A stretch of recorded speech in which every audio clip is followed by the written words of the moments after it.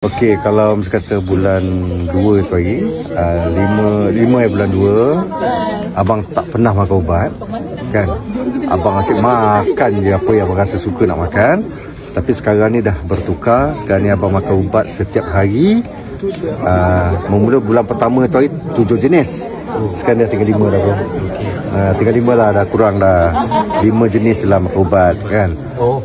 Lepas tu dari segi kesihatan alhamdulillah beransur okey. Cuma tadi mungkin tadi abang tak pantang kan, berasa popcorn. Tengok TV, tengok ni kan, filem makan popcorn, tiba alah sudah faham benda ni kan. Nasib baik standby ubat. So ubat kena bawa mana-mana lah. Okey, dari segi kerja tak ada masalah. Abang diibaratkan dapat jantung baru sebab dia dah buka kan.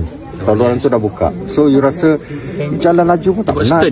Stand. Naik tangga pun tak penat kan berbanding dengan sebelum ni. Jadi kita ada suruh buat follow up. Ada follow up berkala. Ada.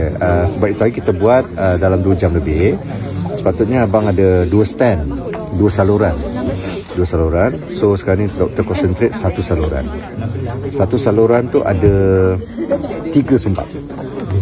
Dia saluran tengah. Kita 3 saluran. Yang tengah tu ada 3. 90, 70 lebih, 40 lebih. Jadi dia buat 2 stand yang tengah. So yang kanan tu bila kita dah buat proses dalam 2 jam lebih, dia tak galakkan lagi sebab takut kita penat. So dia akan suruh buat next appointment another 1 month. So sepatutnya dah tiba masa ni untuk buat another 1 yang sebelah kanan pula. Tapi dalam proses sebulan lebih tu abang makan ubat tradisional lah kan, ubat-ubat yang orang sarankan supaya dengan harapan bila cek nanti tak perlu buat lah, dia terbuka sendiri insyaAllah. Mudah-mudahan doakanlah.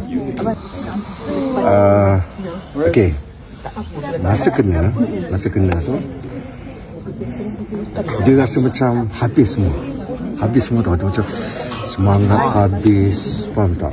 Rasa macam sempat aku bertaubat kan? Bukanlah kata kita ni jahat yang melampau, tapi kita rasa macam sempat aku betulkan ibadah aku, macam-macam lah masa dia tolak searcher tu kan. Lepas tu pula hospital PD kan, tu kalau masuk lagu kan, seram tu kan. Sunyi bayangkan.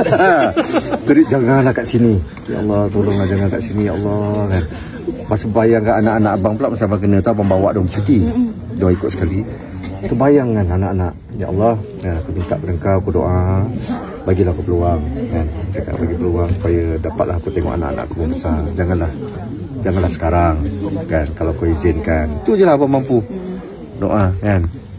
Tapi memang dia jadi macam masa zero lah. Zero, masa macam takut sangat. Tak tahu macam nak gambarkan.